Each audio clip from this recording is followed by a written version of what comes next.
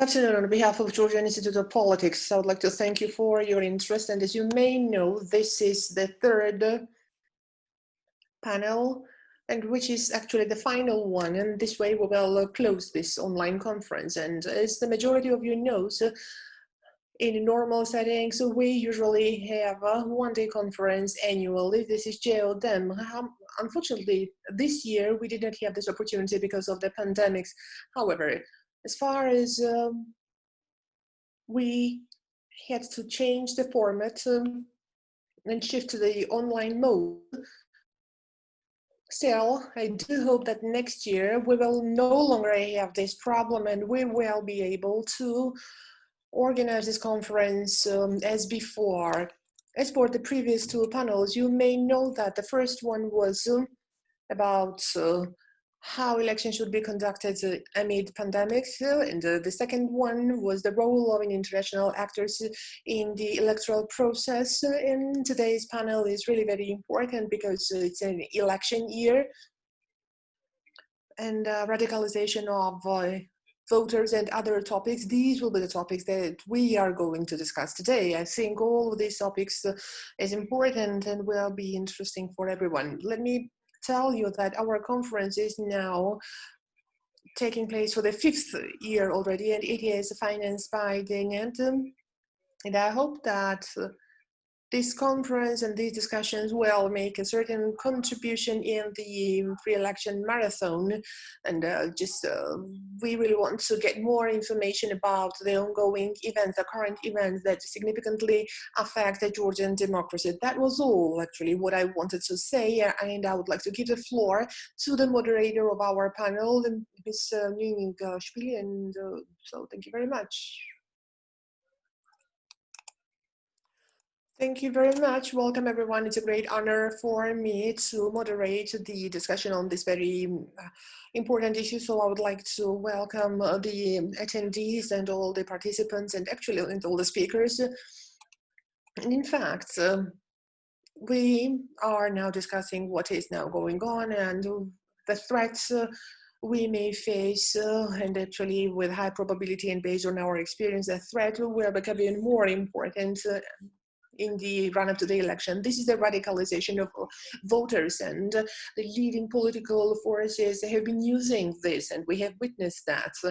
As the members of the community, we are also the victims of that. As far as on this background, when the radicalization actually little by little speeds up, important issues may get lost, and these are the issues that should be addressed by the elections or support to that, and this is not really useful and it is not helpful for the discussion in the run-up to the elections. I would not take much of your time, but let me tell you that when we speak about the radicalization and polarization, first of all, we have to highlight the responsibility.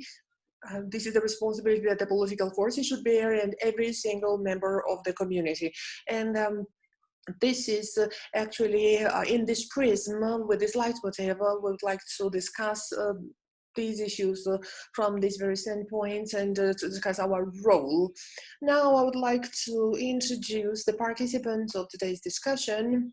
Ms. Tamar Chugoshvili, independent member of the Parliament of Georgia. Welcome, Tamar. Mr. Shota Dighmelashvili, participant of our conference, co-founder of Shame Movement and Governance Monitoring Center, journalist, and executive editor at Forbes, Georgia. Mr. Mikheil Benidze, senior advisor, International Society for Fair Elections and Democracy, now ex-executive director now, and Ms. Tamar Georgiashvili from Media Development Foundation. She's an executive director. And our guests will represent themselves in their capacity, and they really play a very important role in all these processes, civil and political processes, and both of them are cross-cutting. Let's start talking about the reasons. What do you think? What is the cause of the radicalization, in your opinion? Because the polarization of the society and development of this polarization processes, that would be impossible unless there is a ground for that. Let's start talking about that. Tamar, the floor is yours, but I would like to remind the participants that you can send your questions. So one round of the questions will be in writing, and you can use the Q&A function, and you can send the questions during our conversation, so that our representative, I mean the representative of the GIP, could collect all these questions. And the first so when the first speeches are over, and then your questions will be addressed. After that, we will have the second round of question and answers, and then you will have an opportunity to ask the questions, and you will actually be able to speak, but you will have to raise your hand, and we will remind you from time to time about this possibility. Tamar, now the floor is yours, and you will be given 10 minutes, and I will try not to interrupt, but actually I may inject but so please don't be startled when I do so, and I will try to actually take as little time as possible, and I really want to ensure that our time is kept. I actually delayed a little, but I forgot to introduce myself. I am a journalist from Radio Liberty, Radio Tavi Sukleba, and it has been like almost 25 years since I started working there. So that's it. Now the floor is yours, Ms. Tamar, please. Thank you very much, Nino. And Nino, I would like to welcome everyone, Nino, you, everybody, the participants. First of all, I would like to thank you for inviting me to this conference. Without any exaggeration, we can say that in these environments, in this setting, one of the important issues here is the polarization for the country, because we are now talking about what kind of policy we are having in the country. Is it so? A policy as a country, as a society, and before the elections, in the run-up to the elections, that will be very important, because it depends on this policy where the country will be heading in the future. Polarization in Georgia, this is not the issue for us. This is the global trend, and we all know that, so I will not talk about it. But it is specific because it has its root causes, and this is what I would like to underline. So what happens to us and why we are having this situation and how it is possible to overcome this. But as far as you underlined and emphasize the reasons or the root causes, so this is how I'm going to start. First of all, the party system is underdeveloped, and in order to have the healthy, sound political processes in the country, these party systems are really very important. The elections and the turning points, this is actually ahead of us, and we haven't heard any vision from any of the political parties about what the country needs. We do not know yet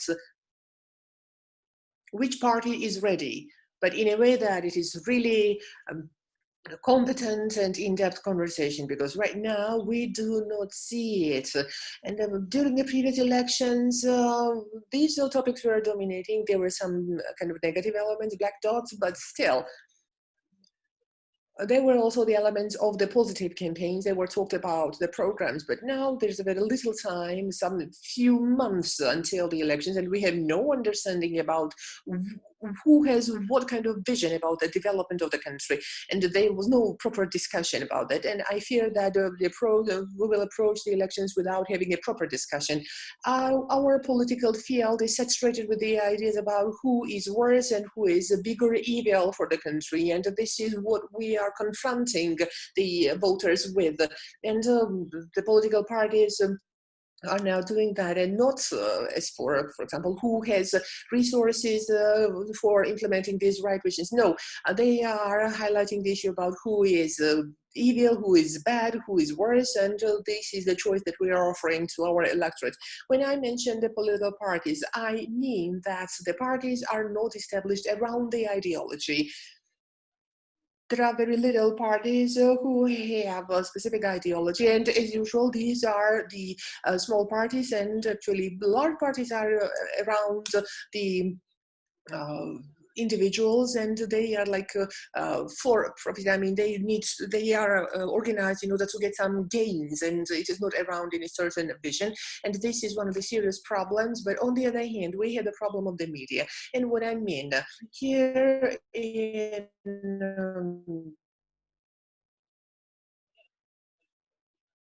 so the policy. So policy needs or politics needs some revenues, and this should come from the advertisement market. Sorry, the media needs revenues, so because connection. So, but the media market is limited, and it cannot really cover all the expenses, especially the broadcasters, the TV companies, because their functioning is related to significant money, and it means that big political money in the media. This means that then the ideology, the political ideology, political agenda will follow the money. And correspondingly, we see all these issues in all the areas. There is a very little number of the media that would not have this clear political agenda, and unfortunately, they are then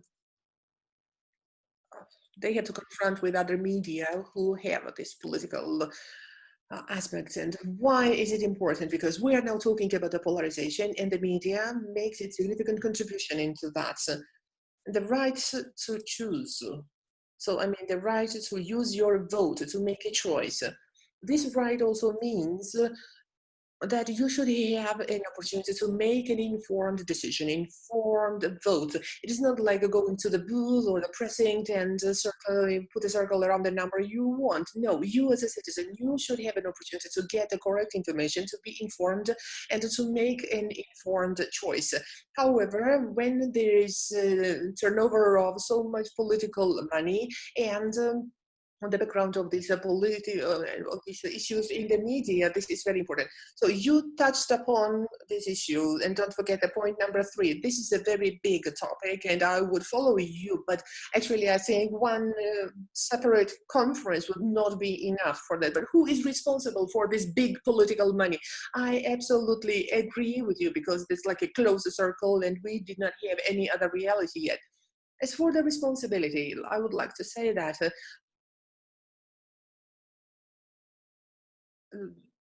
there are many people who are more knowledgeable than I am, because they represent the media and maybe they can talk better than I can. But as for the responsibility and as for the solution, or what can be the way out, the solution, this is something that can be reached in the long run, because the commercials or advertisement market should expand, and we need to have a well-developed economy in the country so that the TV companies can survive and be self-sustainable.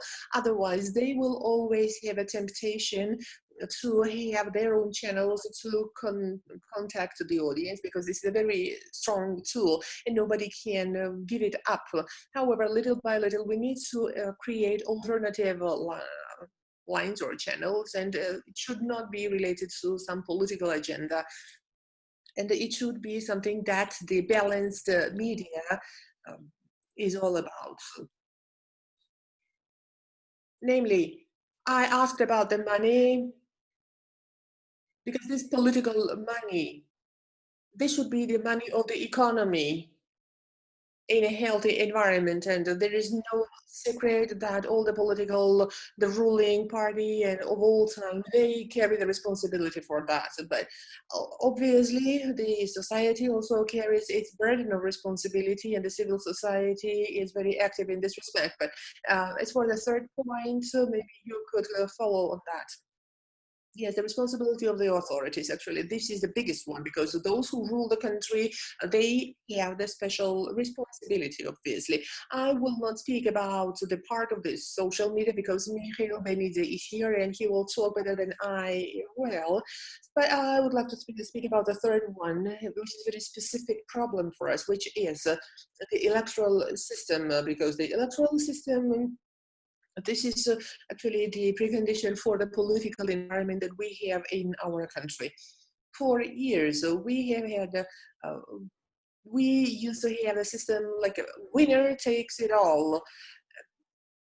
So what was important? Not the political agreements or political cooperation, no, just to politically destroy the opponent, because the winners would take it all, because the winners would win the parliament, the government, the judiciary, and the local governance, and absolutely everything. They would reach out to the independent bodies, and as a result, now what we see, we do not actually have well-developed independent bodies that any democratic society would need, because we see problems everywhere, and the electoral system did not generate these ideology-based political processes or vision-based political process. No, it is all about the confrontation or destroying the political opponents, and political processes are now based on that approach. So what is now happening during these elections? We have the authority now, they want to stay in power for the third term and win the elections. The third term, so we have 5 more minutes. Even in the semi-open society, it is very difficult to win the elections for the third term, even if you have a fantastic authority, and if you do not do wrong things, theoretically, even then, after some time, some negative aspects are accumulating, and it is very difficult to win the elections for the third term. The authorities, the government, they do not really have the resources to speak about the positive resources and to speak about the positive agenda, actually, and to speak about what they will be doing, the positive things. What they have now, they have the negative black elements, saying that, for example, the political opponents are worse. So changing the election system, that was very important. That should, or that is supposed to shift us to the healthier processes. So actually, that's all what I wanted to say, but you will have more opportunities to actually add on. I would like to thank Tamar Chugoshvili for the first speech. We will get back to the significance of the electoral system during this discussion, and we will have to do that to have the discussion with different guests, and we will highlight what else, what we need to change to have some kind of leverage against the radicalization of the processes. I would like to shift to the next guest, Mr. Shota Dighmelashvili. Hello, good afternoon, and your microphone should be on, I think, right? It has been 1 year already since the day when everybody, we felt so much tension, or every representative of the society, every member of the community, everybody followed the news, and actually, here I mean the counter rally. You mean the July 8th event? Yes. Yes, it was 1 year ago, like on the 8th of July. What do you think? How the radicalization can be overcome? And what will feeling this emptiness, or what can be there to build the bridges? Do you see the potential in the run-up to the elections that hasn't started formally, or what can you say about that? As for the potential in the run-up to the elections, I cannot really see that. So what was underlined the very old problem of the Georgian political spectrum, that the campaigns are based on the discreditation of the opponents and not based on the positive agenda. But on the other hand, there is a second part. These politicians do not have anything new to offer to the electorate, to the voters. It's for the systemic solution. So to us, the polarization is the main problem. And in this case, I now speak on behalf of the shame movement.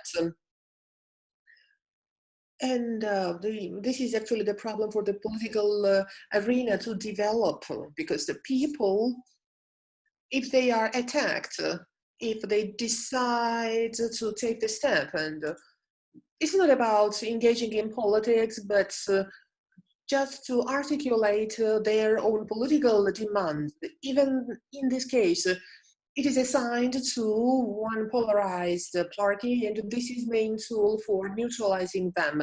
Actually, in case of our civil movement, actually they will shift to someone else's garden, right? This is what happened for the first few days. There was a confusion, and they do not know actually what they can do to this decentralized protest. But then you will say that yes, people may come or undesirable political forces can be represented at the rally or the demonstration, and there is always an affiliation because you know, the movement can be on the civil, on the grassroots level, and then, you know, other people will go to the conferences and start speaking about how to develop the grassroots movement. But we wanted to overcome the polarization with the systemic changes, which is the proportionate elections that would defy this antagonist-based and binary-based politics, and that would be more focused on the engagement of the people. But this is just one layer of the problem. It is very important to build the capacity of local governments and to reform the local governance. So that's actually, on average, there are 50,000 people in local governance. It should be the 2,000 to 5,000, and it should two-chamber system would be good in order to address the main problems, because the people do not have the right to decide for their own region. Let's say how to plan the fiscal policy in Poti city, for example. We have so much revenues, but they, even if they retain 1% of all the revenues that is generated in Poti, and this is the revenue for overall Georgia, but then the situation would be different because, you know, as for the economic development, actually, the capital actually is twice bigger than other cities like Kutaisi or other towns, and it is the difference is too much. And I do not believe that this way we can address the polarization. But what I want to say that in the medium run, building the capacity of local governments, also the bottom-up approaches and supporting to these bottom-up approaches, that would be very important. Obviously, the television, the TV companies were mentioned here. There were some allegations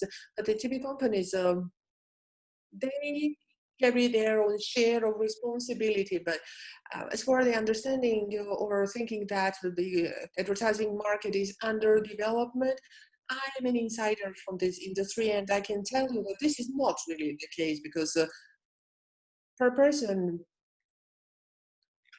per capita advertising revenues, Georgia is Georgia ranks higher than Azerbaijan in dollar terms, because in Azerbaijan the industry is flourishing, is more developed than in Georgia, but still it's about the per capita revenues from the commercials.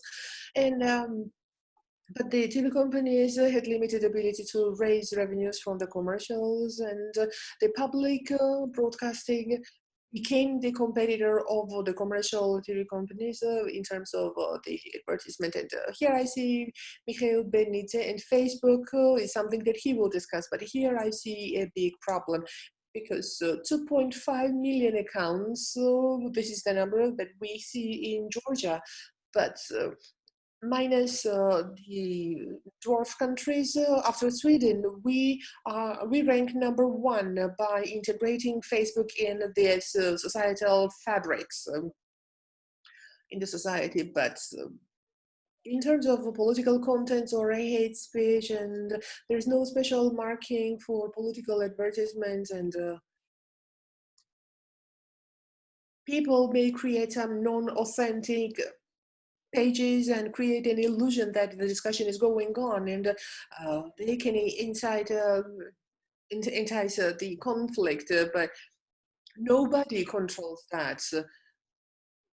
There's much black political money that is poured in Georgia for kind of in order to see that the Georgian people are strangulating each other, but it is for the purposes of bringing in more like 200,000 new votes and to win the elections. But if we leave the politics as it is, and this is the field of discreditation over one another, and nobody is motivated to raise the voice and to say something about that. So what would motivate them? How can the people speak up and raise their voices? And where do you see the arena for the civic engagement or activism or enthusiasm in this environment? Because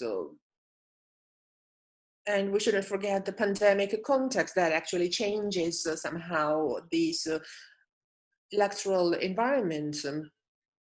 And also it affects and limits the opportunities. Where do you see the arena or the space for the votes who do not belong to any of the polls? There is none. In fact, this is what I'm now talking about, that as soon as a person makes an offer, then again they find themselves in the field of polarization, because we have there is so much money poured into Facebook, and in fact, this is they dissipate the anti-Western and pro-Russian narrative, and there are many pages doing that. It is impossible to have something new emerging from this ground that would be distant from this. Maybe something not new, but something better. Is there anything better that can emerge? Something new, something maybe cleaner, something crystal clear?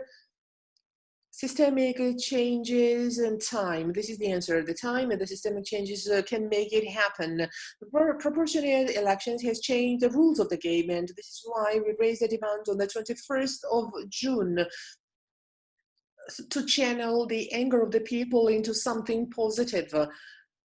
And we did not make demands for somebody's resignation, but we are a little angry at Tamar Chugoshvili when she said that she does not see the issue of the responsibility of the Minister of Interior, Georgian, who, when the police was shooting the teenagers in their eyes, they were just targeting them, and then how the proxy groups of the government were acting as if actually they were playing the role of the Georgian people. When they see something pro-democratic, some authentic demand or the protest of the youth, then again they would have some invented people confronting them. And in fact, you would observe that even it was not women there. They would bring some men only by buses, and then the police was talking to us and talking to them. So you have 45 seconds left. So, and then they said that blood will be shed, and they would go home with the yellow buses. The government is now making instrumentalization, or they are using the people as a tool. But just one thing I would like to say, the proportional election is one step, or the first step maybe, because it gives an opportunity to the youth to position themselves. But before the elections, it will be impossible to make something happen. But on the other hand, the local governance reform could have been the solution to that, because the new people from the regions can be brought into politics. And this is it. But before the elections, I don't think that something may happen, or some decisions, game-changing decision may happen. You mentioned many things that can be done other than changing the electoral system in order to make the environment healthier. So thank you very much, Shota, and then you may inject in the future. But so then you addressed also Tamar Chugoshvili, and let me ask her, would you like to respond to him? Maybe just 20 seconds, and then we will move to the next speaker. I don't know whether I should engage in the discussion or not, but since the 20th of June, the main thing that the government should have done, and they actually made two promises but never kept any of them. One was the electoral system, and then investigation. So you believed things in a different way, but now your beliefs changed? Yes, indeed. Thank you very much. Now we can continue our discussion, and let me remind you who the participants of the discussion are, because you will write to us the questions, and you can use the Q&A function, and you can write to us. Because it will be also possible to ask questions after the speeches are over, and then there will be the second phase. And then you will raise your hands and use this function and ask the question directly. Meanwhile, we will be listening to the participants of our today's discussion. So the next, Mikheil Benidze will join us. Mikheil, it was mentioned several times, and obviously it's natural that it is really very important.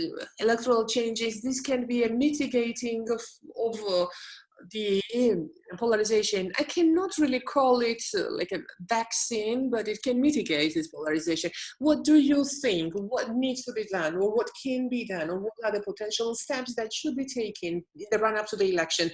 Because we see the risk that is now imminent, and then it may get stronger. And what needs to be done to mitigate the risk? Now, the floor is yours and your time. Good afternoon. I would like to thank you and thank GIP for inviting me to this conference, and obviously polarization and then the radicalization of voters in recent years. If you take the last 8 years, it has been the characteristic factor for the political or electoral processes. And then it was mentioned already, but I would like to focus your attention on what we think. We also think that, and by the way, Tamar mentioned several reasons or causes, and this can be one of these causes. I mean, the electoral system was one of the reasons for this situation. I mean, the mixed system and winner takes it all system that you already highlighted. And this meant for the political parties that either you are in power or you are not in power, or you may have everything all together or nothing at all. So this kind of confrontation was the result. There are many other factors, but as for the very radical confrontation, this was because of this electoral system. And I think that there was an attempt, and Shota mentioned that other potential groups, they were somewhere in the middle. They would somehow pulled aside, whether it's a civil society or not, or the political groups. If they do not belong to one pole or the other, and a two-party, and actually it is all about the two people, two individuals in the Georgian context, and always there was an attempt to somehow assign this discussion to one extreme to the other one. But I think that both of them, that was the attempt of both political powers. We may remember in recent elections there was a special attempt in terms of civil sector or the independent participants who have been observing these processes during various authorities, and they have been critical, and especially our organization. There was a special attempt to attack these social, civil organizations, civil society, and so on, and there was an attempt to kind of sweep it on one side or the other, or to label them, because labeling, that has been the issue, and they would always try to label some critical opinion as to be the representative of one political power. In the Georgian political spectrum, what we see is that if there is a different opinion, it is always demonized. And we will speak about the Facebook and the social field, but what we can see is what we see in the rhetorics. Let me ask Shota to turn off the microphone, please. Could you please mute yourself? Thank you. Besides, what I would like to add is that this when we are talking about the radicalization, this kind of aggressive rhetoric against the opponents, that is also reflected on the voters. And we may remember during previous elections, and by the way, even now, we can see the facts of certain aggressive factors when, for example, the attempt of raiding the offices of political parties, also public meetings of political representatives, and people are attacking them and try to interrupt or disturb, and sometimes it may turn into or grow into aggressive confrontations and altercations and physical confrontation and attacking. And of course, this is very negative for the election environment when we see the processes like that in the run-up to the elections. And I think that it is not by accident, because in some cases this can be caused by the unlimited aggressive rhetoric that we see from the dominating political powers and political representatives, and especially what has been quite alarming for me, the ruling party and the representatives of the authorities, they are engaged in this rhetoric because the authorities, they carry additional responsibility, and they should be the ones, they should be the power or the force that should facilitate the conduct of the elections in a peaceful environment. So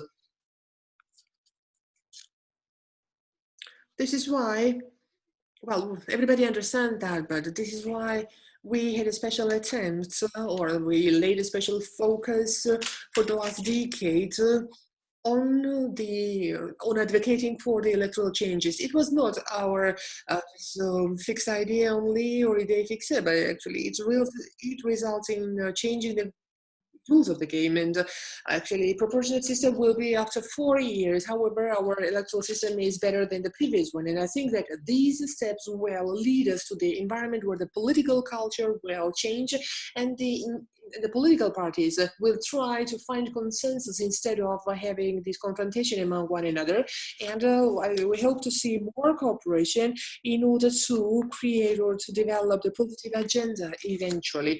And I think, well, it will not be an easy way, and only the Parliament of 2020 or even 2024, it will not be very easy to achieve. However, this is about the changing the political culture, and if we're speaking about the parliamentary democracy European type, this is where we need to go, and this is our destination. It may not be easy in the beginning, but after some time, I think it will bring its results, and it will have an impact or effect on the democratic development in the party structure that Ms. Tamar was talking about in the party policy as well.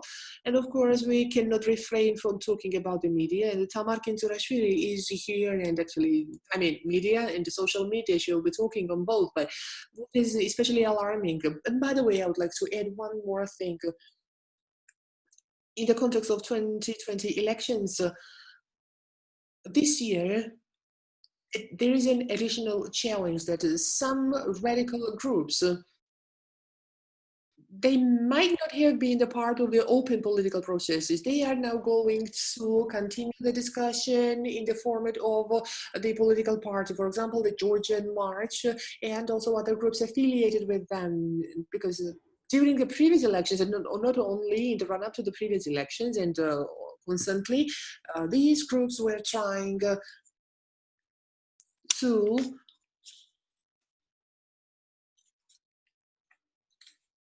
influence and to polarize the sensitive issues because they were broadening the divide in the community.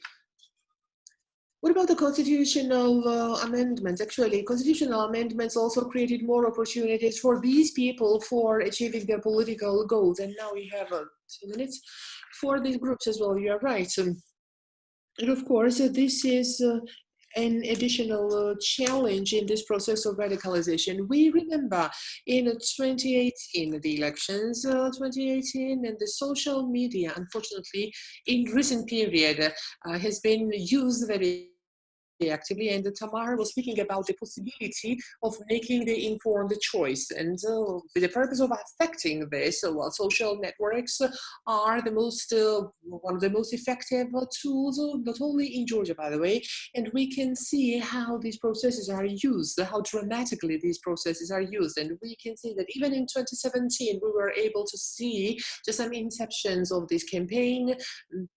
When there was the election of Tbilisi mayor against Dighmelashvili, we could see that. But in 2018, now it has become a certain kind of a game, especially in the second round of 2018, that really stood out. And that was a complete peak of this negative campaign, where we could see political parties and their affiliated groups, how they were trying to support the radicalization with a completely unacceptable aggressive rhetoric and directing it against the community. In fact, today, it's no secret anymore more that some political parties are behind all these actions and the groups affiliated with them, especially here the groups related to Georgian Dream, and these groups are larger affiliated to the Georgian Dream. You only have half minute. And also fake accounts were actually removed from Facebook, and we may remember that they had a PR strategists, the ruling party, they had people from Israel who were working in Austria and Israel and then even in Ukraine. They played some role, and on their website, their own website, they said that their attempt was to assign certain things to the opponent candidate and to portray the opponents as a violent or the negative person. Your time is up, but you can finish.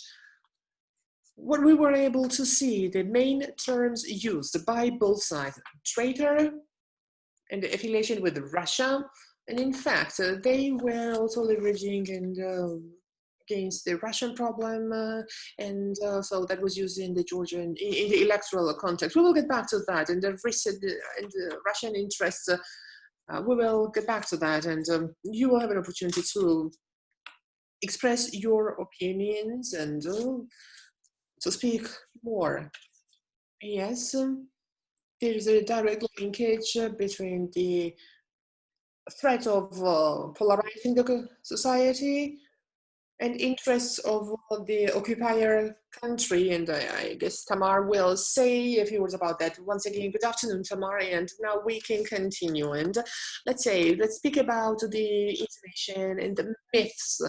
One of the priorities of your project is a myth is one of the instruments or the tools that can be used or is used for supporting and promoting polarization, for propaganda that actually makes people more confronted to one another.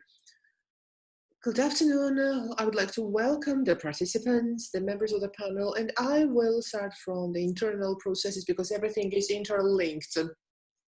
Because there was a conversation about using the media as a tool, and also there is ways of communication, and radicalization actually is supported by the development of the media and obviously the social media itself. But this is a democratic platform for supporting pluralism. But when it happens in the authoritarian countries, or when some internal groups are using the democratic instruments for harming the democracy or pluralism, then it becomes a challenge. And then in terms of resilience, it is very important to ensure that the people are ready, because the social media does not have the function of editing or editorial function, and misinformation or disinformation can be easily spread. Now, as for the electoral processes, here we need to focus our attention to the political culture and tradition that we have. Tamar already spoke about the development of the party, the problem of developing the party that is also related to the development of the media, and in all the countries, these processes are interlinked. To be a politically affiliated media, yes, so there was a case, but there was a consensus among the journalists and the owners, and that was supported by differentiating the political class and the business. But we do not have this kind of luxury, because political and business interests are interrelated. And when we say that the winner takes it all, or when there is a dominating power in this little market, then it is very difficult to draw the dividing line. I think that in the traditional media, the problem of instrumentalizing the media, that actually remains a problem, because the media is not a self-sufficient business. If we see the revenues of the TV, they have some support, external support, and they get subsidies, and if the owners, they are based on kind of contributions, and the owners may change. And let's remember the Rusavi 2 case. Usually the journalists would change their editorial policy based on who their owner was. So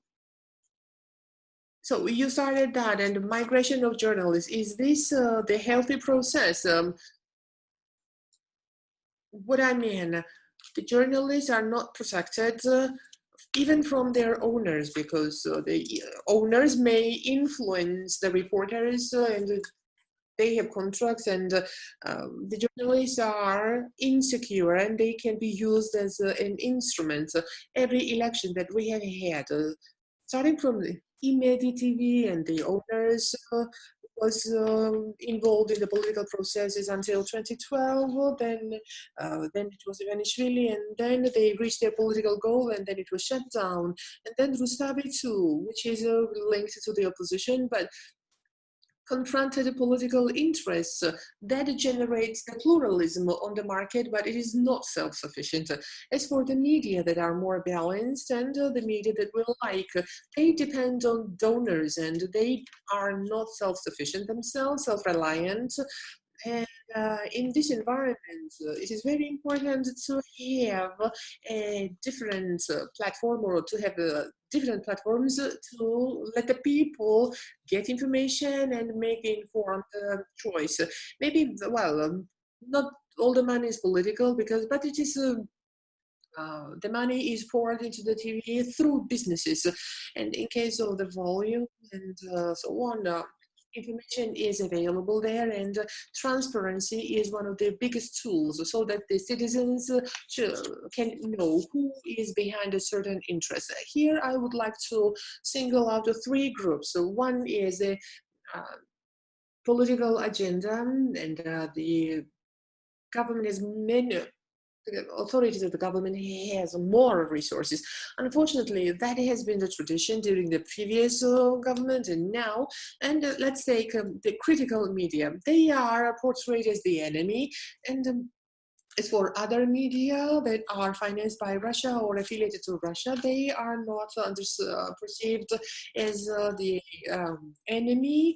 And also, although they may represent a challenge, in NGOs, their main function is oversight and watchdog. This is actually the function of the media. They should control and counterbalance various branches of the government, but still there's a very unfriendly attitude to them. Second group is anti-liberal groups, and what I see is the attempts to make them mainstream groups, and Shota mentioned using the radical groups against the political powers, and that's a big problem. After Bassiani rally, Bassiani demonstration, we remember that the protest was dispersed with the involvement of these groups. And now when we criticize the politics, these radical groups are now protecting the authorities from us. We just published materials about the strategic communication department, and they are actually, they follow the stories of and others, but however, they ignore Objective, which is financed by Sputnik, and sometimes they get awards, or their members are elected to be the members of the Public Broadcasters Board or Regulatory Council, and so this is actually the most dangerous thing for our community. Let's say tabloid and anti-Western media. It exists in every community, but when the hierarchy politicians say that they are the most national ones, then they legitimize them. Let's say if online media related to or somehow linked to Sputnik or Russia, when they get money from the budget, then these groups are legitimized, and this is the biggest challenge, because first, we have our internal or domestic problem. There's no consolidation between the non-government or government actors, and we are not consolidated around the security challenges. Well, we share that, and we both think that Russia is a threat, but to them, they see the threat differently in regards to different media. I'm not saying that all the media cover the stories the most balanced way, but actually the citizens of Georgia and the political classes can use these different media, because in terms of the announcing that the democratic institutes are our enemies. That really harms the political processes, but this is what Russia is doing intentionally, and they conduct special operations in this respect, because the goal of these operations is to somehow instill a nihilism and also to support the confrontation among the different groups of society, because the political actors may have different opinions. We may be critical to the state institutions, public institutions, but something should unite us, and this should be the issue of one approach and attitude to the enemy, to our state. But as for hunting down the critical media, and if the authorities are only focused on that, of course we cannot agree with that, and we can have any consensus. Also, then not only Russia is really meddling in the affairs of not our country, but also other countries of traditional democracy, and even the stronger countries could not resist or could not actually cope with this pressure, and this is very important to name the enemy actually, and who should do that, and who should protect, and who should give the name to the enemy, because is it really possible to do so? But I think this is the responsibility of the state. You have 1 minute. And we should be responsible for all that. The media should be responsible as well. What is very important, and by the way, let me say, that ethical norms and professional standards, that's very important, so that the people do not lose faith in the media. We need the quality information so that the citizens can make the informed choice, and this is why we should be very careful, and we should take care of the internal institutions that we have, because the electoral processes heavily depend on these institutions. Thank you very much, Tamar. And now there's a stage where we need to see, so we have approached the moment when we need to look at the Q&A, and Salome Kandelaki actually wrote to us, and let me give the floor to her. Well, yes, you can hear me well, right? Yes, we can hear you. I have a question that is about the election campaign and conducting the electoral campaign. And in this case, Nino Djibouti is interested in what the solution is. The political parties, are they in an unequal condition, and what can be the solution to this problem if things are different for them? And let me ask the second question myself. To me, it is interesting to see, what do you think about activating the non-liberal groups? For example, the Georgian March is now turning into a political party, and I'm interested in, what do you think, what their political perspective can be? And other than this, will they have a certain negative impact? I mean, their political activities, will it have a negative impact on the democratization processes in Georgia?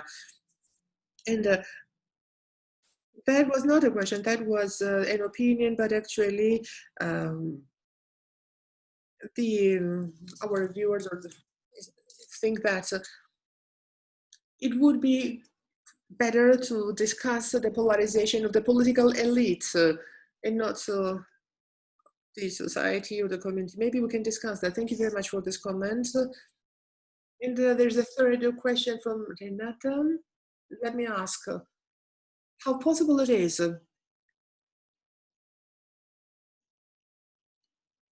what can be the role of the civil society in terms of the polarization and radicalization of voters?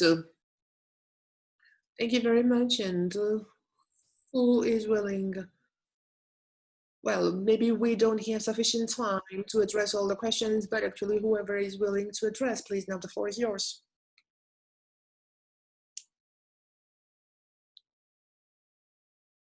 Mikheil, please.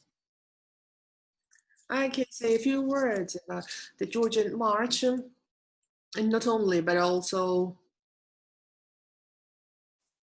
about introducing this kind of radical rhetoric. So without delving into deeper details, just from our standpoint as an observer, and we're just evaluating the new political party. But I think the biggest challenge that it may bring is changing the language of the campaign in the run-up to the election, and even more radicalization, because the very interesting finding in the elections of 2018 was that, and Tamar can do that because they were doing the media monitoring, and they can agree with us that although the negative campaign as such has actually raised and it went beyond all the limits, but still, hate speech from its classical understanding or classical meaning, that was less challenging. Yes, there were some specific cases, but let's say homophobic or xenophobic or Islamophobic messages, we could not hear it from the representatives of political parties or the candidates. It was quite less. And it was the trend in general in the political processes. So more or less during the election processes, well, except for some very rare cases, political parties have learned that there are some topics where actually they should be more responsible. And I think that when more or less radical forces, what we're now talking about, let's say, Georgian March, they decided to get or to join the political processes, but I think again we will have to face the challenge based on the political experience or the rhetorics they have had in the past, and with a higher probability the hate speech will get back and will be still present during the elections by the entities involved in the political processes. Polarization of the political elite. In response to that, I can say that somehow I agree, but on the other hand, we can see that from the side of the political leaders, or even in the electoral or non-electoral processes, they try to radicalize their own voters as much as possible. They try to radicalize the voters and supporters, and I provided examples of that because in some cases, some radical actions, it may not be organized from the center. However, there are support groups in the regions. They try to kind of please to the ruling party in the center, at the central level, and they want to kind of build a good image, and eventually it has a negative impact. We are not saying the entire community or entire society is radicalized or polarized, but there is an attempt for that, and you can see that the electoral rhetoric has been focused on that recently. Anybody else who would like to respond to that? Tamar, please. As for the question about equal positions, in general, the ruling party and the opposition has never been on equal terms, or in equal position. But now we have a very extraordinary situation because of the virus. Equal position, it cannot be there because of the very simple reason. We have mentioned the winner takes it all approach, and also the domination of one party, because this is the continuation of the Soviet legacy. And what we get that one party grows into the state institutions, and now they are grown into one another so much, so the ruling party and the state. It is a very painful process to differentiate these two, and it may not really happen after some years. This is what happened when the national movement was in power, and this is happening again with the Georgian Dream. So the rules of the game is never equal, because the ruling party, they have really big resources, not only the financial, but also, well, administrative resources. They can use the institutions, and we do not have the equal environment. But then now we have this virus, because 4 months, and by the way, usually, unofficially, the campaign would start in winter, and in spring it would get more active. But in spring, what we have been doing, so we were locked down. There was a big lockdown because there was an objective threat. But what we got as the result, the state is now fighting against the virus. It is, well, the state is using this for political purposes, and now the virus has become a political issue. The assistance or whatever they do, this is the good points for the ruling party, because, well, the ruling party is now understood as the state, and people were at home. It was not possible to have demonstrations or to have big gatherings, and usually, well, things cannot be equal in this environment, but somehow it is very difficult to speak from the critical standpoint. However, what the state is doing as a state for the citizens, and what the ruling party is doing, because these two, it is so intertwined with one another, because when a majoritarian MP provides assistance, this is the assistance given by the state and by a political party or the ruling party at the same time. There is no differentiation between the two. Any other questions we have? Yes, that was mentioned to be one of the challenges, using the resources in the run-up to the elections by the ruling power, and that was mentioned in the previous discussion where we had ambassadors, where the ambassadors participated. So anybody else would like to give a feedback, or shall we continue our discussion? The role of the civil society, the question was about that, and I'd like to follow up on that. And I think in this environment,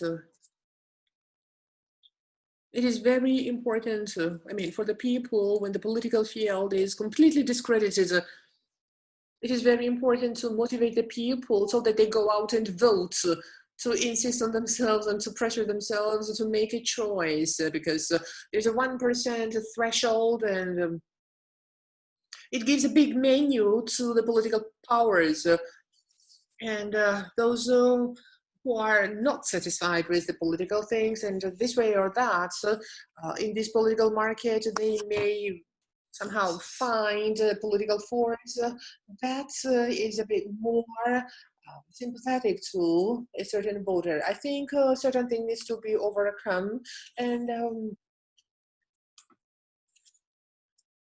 get out and vote. This can be the campaign, and we need to bombard our voters with this campaign and get out and vote. And I think that will be a very good thing. This is actually where the good efforts can be focused. Well, thank you very much. It's a very important issue, and indeed, this can be something that can bring some positive effects, but actually the choice and the vote the people cast, that will be final. And for example, those voters who do not want to vote, will they really get up and vote? So that will be very important. Tamar, now I share Shota's opinion. It is very important to raise awareness so that everybody acknowledges that they carry their share of responsibility. And actually, pandemic, this is not the perfect time for mobilizing the voters, because there is also nihilism at the same time. On one hand, there is awareness raising, responsibility of citizens and voters, and on the other hand, there is the watchdog activities. We continue doing what we have been doing and informing the public, and cooperation with the Facebook or other institutions to respond to the problems identified. This is also very important. Also, election observing organizations, Misha and Mikheil and Georgia Young Lawyers Association, also ISFED, and this will be really very important to respond to the violation if identified.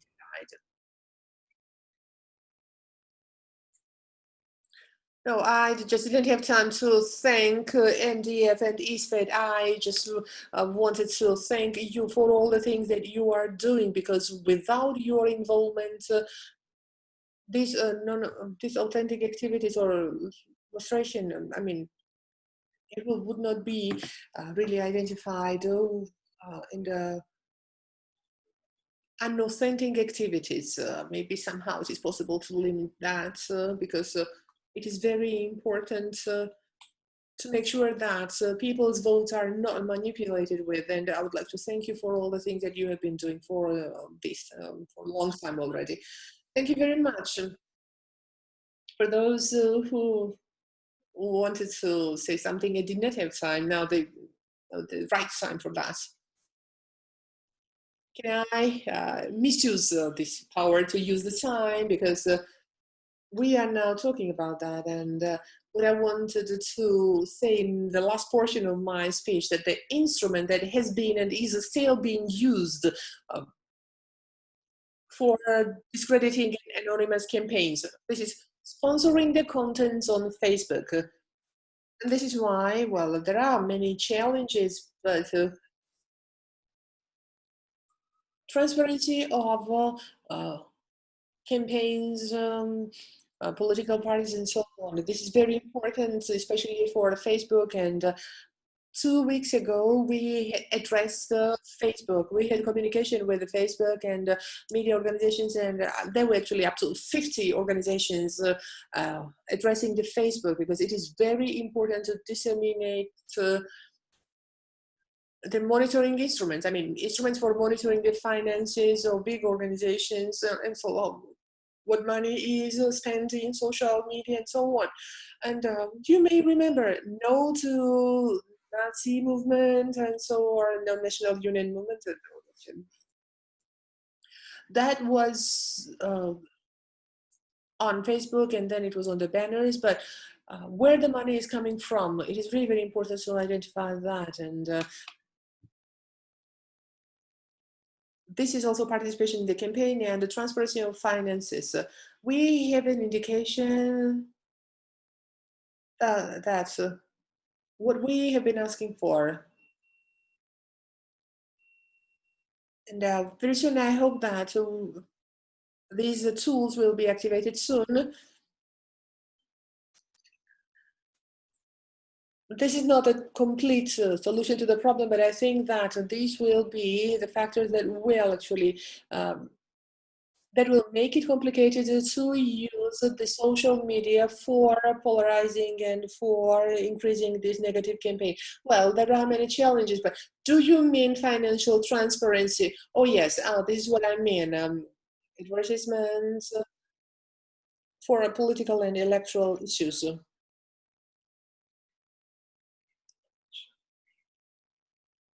You can raise your hand. I mean, the attendees, if you want to ask a question, then you will be able to do so. Just you need to let us know about that, so that the co-host can take care of that. Salome Candela is the co-host, and she will give you this opportunity. Salome, if you see anything, Nino, Elena Panchulidze has a question, and but she will ask that by voice. But when you were talking, can I read out Anna Bugia's questions that she wrote in Q&A section?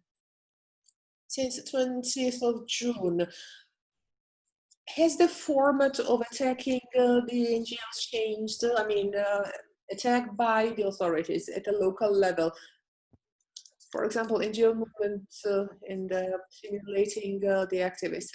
This is Anna Bugia, and Elena has been raising the hand, but let's first question first. Shota, maybe you can answer to that.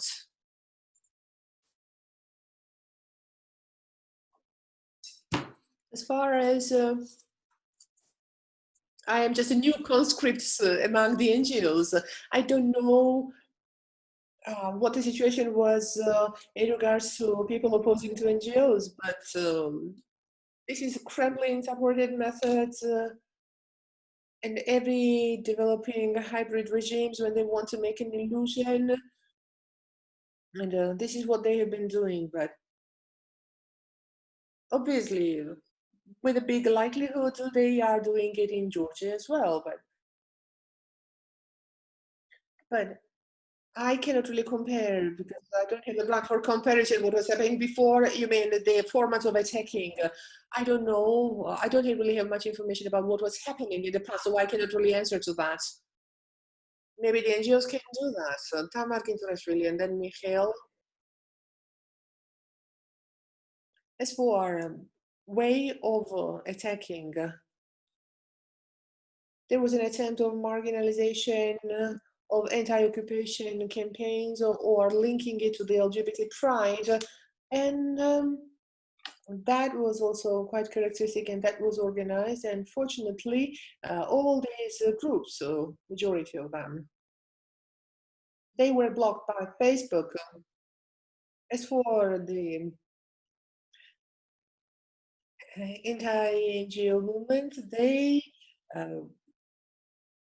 this is like the Congo organization, they call it in Georgian. They are more marginalized, and the new trend is that, and they call it the Congoization of already established NGOs, so that they can create the alternative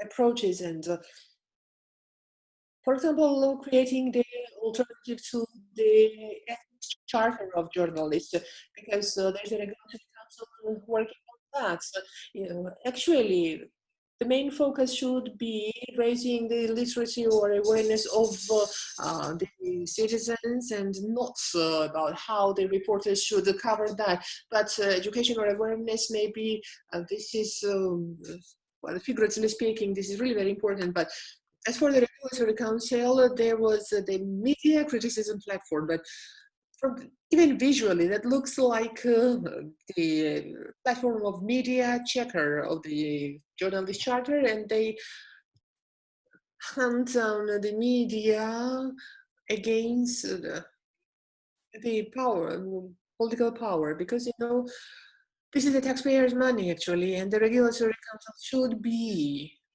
neutral. And this is all about creating the alternative institutions and the alternative reality. And I mean, this is about using the public money, right? Yes. Mikheil? I think my colleagues spoke very well, but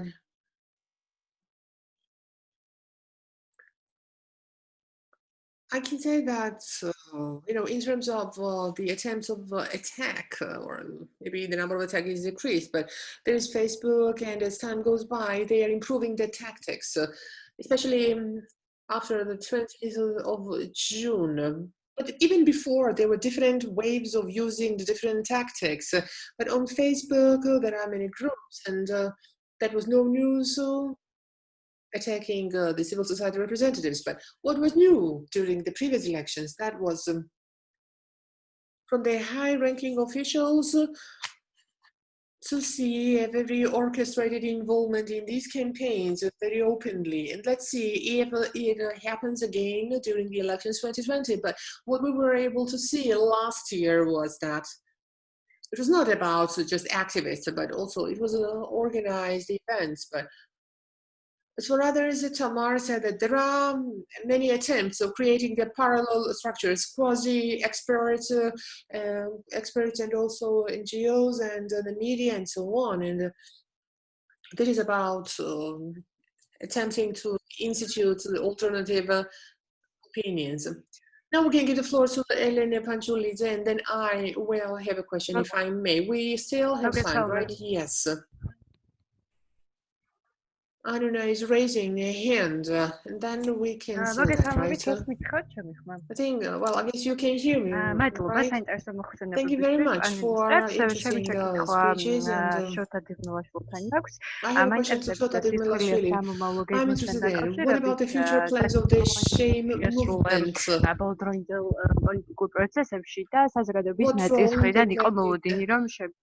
the recent political forces, and then the public had an expectation to see the movement shame as a political movement. Do you consider this issue, and what about Shota, your opinion, because you're one of the representatives of co-founder, and what is your position, what is your stance about that? Thank you very much for your question.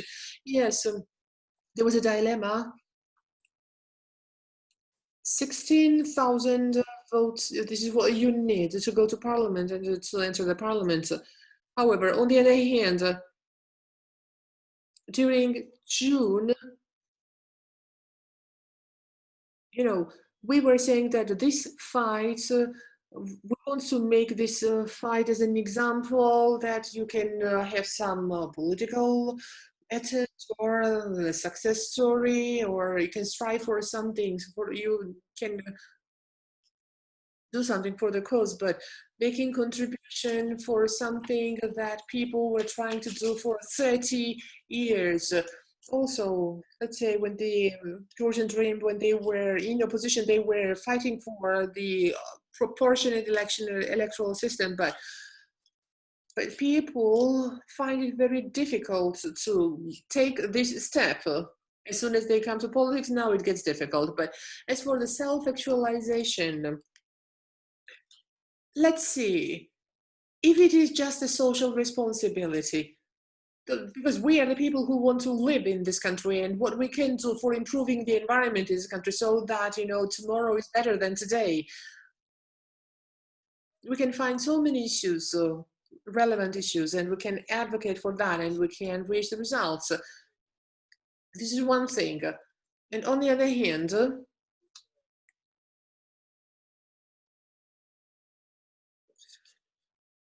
this kind of discretization or a polarization, again, polarization can be one of the causes that I would like to single out. So if we took the step, then we would take something away from the opposition. So after 1 year of discreditation, because government channels on the internet or financing these campaigns or affiliation and so on and so forth, we were not able to see the potential in our movement to attract many votes. So correspondingly, considering the current spectrum, so it is contributing to changing the power actually, and so it depends. Anuna doesn't have any question anymore, but let me ask a question, please. Let me get back to that. And we have 9 minutes until we finish. Polarization and radicalization of the processes.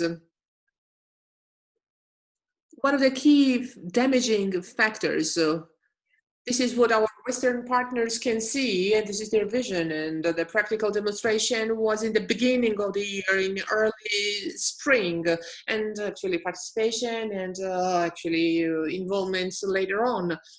That was about the West. And the role of the West in reaching the consensus, the political consensus. They got involved when they saw that it would be impossible to do so in the polarized environment.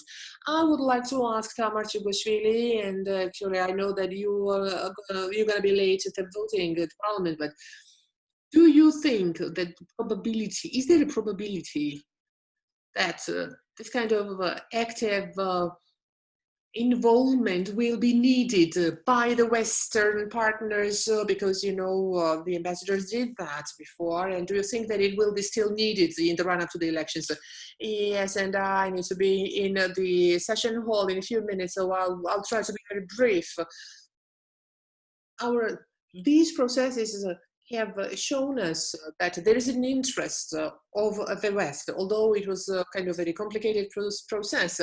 However, still, there were many critical evaluations or feedback, and for many years our country didn't have any, but now the ambassadors were very active, they were very involved, and this degree of involvement, that was a good sign. This means that they have their interest, they are concerned about the country, and they tried to participate in this process because they would not do it for the country that does not matter to them. To me, it is positive. Unfortunately, our political forces or powers, they do not have the political maturity to agree on certain things by themselves, and this is why they need moderators or assistants. But thank God that we have the supporters and moderators like that. This shows one thing. These elections will be scrutinized so much and observed so much as never before. And usually we have always had very large observing missions, and there will be a big magnifying glass under this big magnifying glass during the elections. Well, virus creates many problems about the travel or for how long the observers will be able to stay in Georgia. Yeah, still, these questions still persist. So LTOs, the long-term observers, or STOs, so we are not sure about the travel, but for the local observing missions, or they will play more role than before in the elections before, but I think that they will play a very positive role now, because we don't want anyone to steal the elections, to steal the votes, or to manipulate with the voters, and we just want to ensure that the citizens of Georgia can vote and get involved in the election, and to protect their right to vote. And I hope our friends can help us, and I really count on them. This is my final comment, and let me say goodbye. So that's all what I want to. So I just need to go to the session hall definitely, and I would like to thank you and wish you good luck. Thank you very much for your position, for sharing your position about the code, and we're saying goodbye to Tamar Chugoshvili. We cannot really prevent her from performing her duties as an MP. And now, microphone, Shota, could you please mute yourself, please? Yes. Other participants, if you have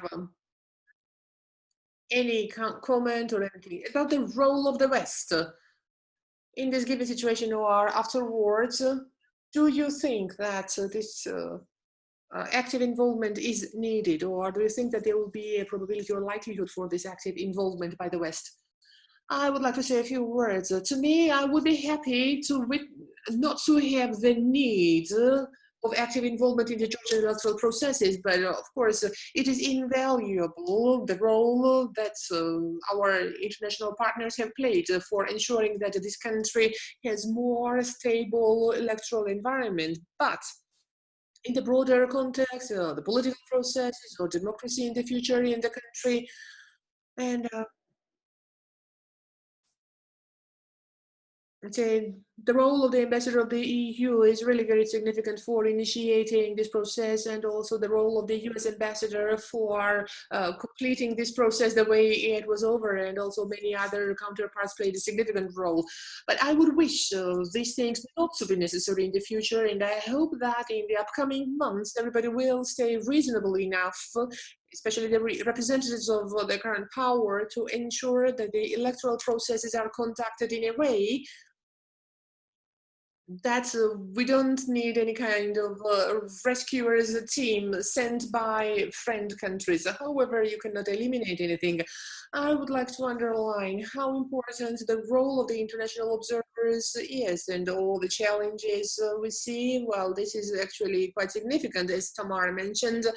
And I think that they should be given an opportunity to participate in these electoral processes, to observe the elections. And we already have some examples of other countries, and I think that, and by the way, OSCE, I think it will have a certain practice of what can be done during elections, and they might have experience of doing the same thing in other countries.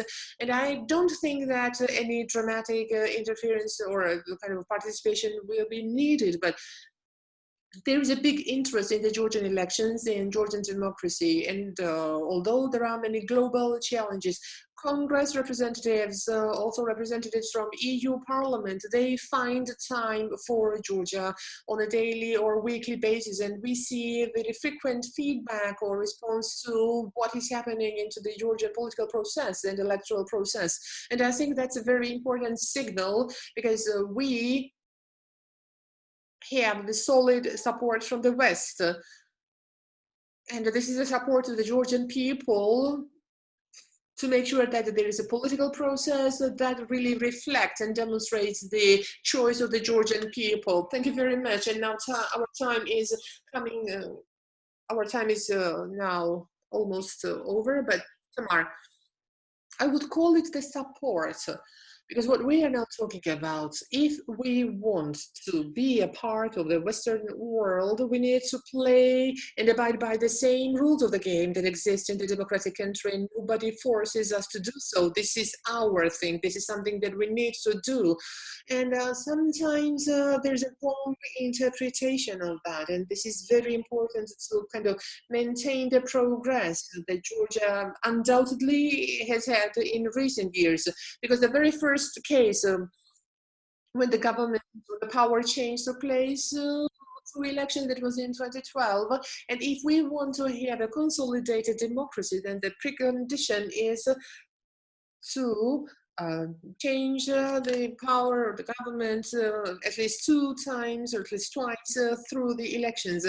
And our partners are here to support us to ensure that the progress is irreversible. And instead of being a transition democracy, maybe we can shift to another tier or another basket or another level, because we have the challenges of physical security, because the Russian tanks, well, people say that it was before 2012, but the territories of Georgia are occupied and the Russian boots are present on the Georgian soil, and strengthening the democratic institution is very important in this process, and this is where we need their support. Thank you very much. Shota, 2 words and we need to finish, and then I need to give the floor to Corneli. First of all, I have to point out, actually, I don't really need to say it again, that without the facilitation of the West, it would not have been impossible to reach this historic reform. But this is, again, and you may still have something, some feeling in your heart, deep in your heart, that politics was stolen away from the Georgian people. And for example, they assigned the representative function to MPs, but let's say NDI and Edison researchers, if you can see that, well, some part of the population, they thought that the elections were proportionate, and many of them wanted to do so, but then it was needed. Well, actually, they even ruined the reputation of the country at the international level, because what the ruling party did and what the authorities did, it does not really speak about good things about the country. But when they promise at the UN level and saying that we will have proportionate election, and then after 2 days they don't remember about that, then of course it may have a very negative image on it may have a very negative impact on the image of the country. But actually, we are very grateful for the support and assistance of the West. So that actually we need to confirm that we can do things that is necessary for being a member of the European family. But still, there's a feeling that politics was stolen away from the Georgian people, and the important decisions are made in the offices. The parliament has become a notary office. And this is what I'm sorry for. You mentioned NDI and also the precision of a journalist. That is about the proportionate election, because the politicians used to say something different about that, but actually we need to finish. But you mentioned NDI's research, and the polls show that we will get divided and then we will be confronted again, but then we find ourselves in a situation because one should win over the other, and then, but what we get as the result, the majority of the interviewees, they do not like the performance of the government. They do not have trust in the political parties. They don't know who to vote for, and they do not really see the choice, because this is what we get every time. And I don't know what can be changed in the cycle, but I think it is still up to us, to the voters, if we feel adequate responsibility for that. I would like to thank you very much, and now I would love to give the floor to Corneli Kakachia, Director of Georgian Institute of Politics, because with this discussion, or in any case, this is how we are ending this annual conference organized by GIP, and I would like to thank the participants. That was really very interesting, and that was much privilege for me as a moderator to cooperate with you, and I would like to thank the audience. But now the floor is yours, Mr. Corneli. I would like to thank the participants, attendees, for a very interesting discussion. I'm so sorry that traditionally we could not arrange that in a traditional format, but we mentioned that there's a pre-election period, but I'm now in one of the regions, so I don't really feel that there are elections close enough and people are engaged. No, not really. They watch TV, they read newspapers, but you don't really get this feeling. And it is really very important to kind of encourage the discussions like that. So maybe we cannot do that in August, but starting from September, it is necessary to hear the meetings like that. And the Georgian Institute of Politics is going to arrange several events for the elections, and they will try to invite the political representatives to raise awareness of voters, and then within the framework of this project, we don't know what kind of government we have, but with the support of NED, we will try to do the same thing as we did 4 or 5 years ago, the first 100 years of the government. So there will be the evaluation just to measure realistically. So what the promise of the political parties were, and what happened after 100 days. And for example, in terms of the social, economic, or foreign policy, domestic policy, or other things, other issues, we have a desire to continue all this. I would like to thank everyone, and I hope to see you in the nearest future when we have the next meeting. Thank you very much.